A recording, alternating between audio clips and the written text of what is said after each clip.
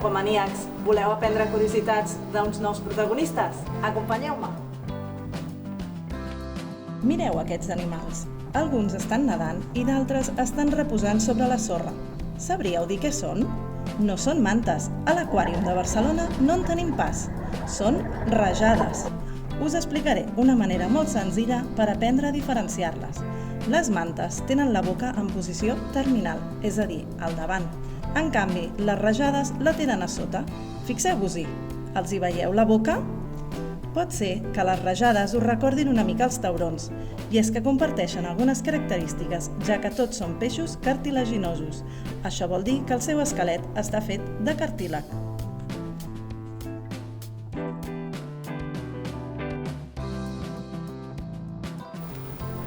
Ara ja sabeu diferenciar una manta d'una rajada. Les rajades també es veuen afectades pel canvi climàtic i per això us donaré un consell. Ajusteu bé la temperatura de l'aire condicionat o la calefacció per tal de no malgastar energia i així ajudar al benestar del planeta. Ens veiem al següent capítol i recordeu que us esperem amb les aletes ben obertes. Adeu, aquamaníacs!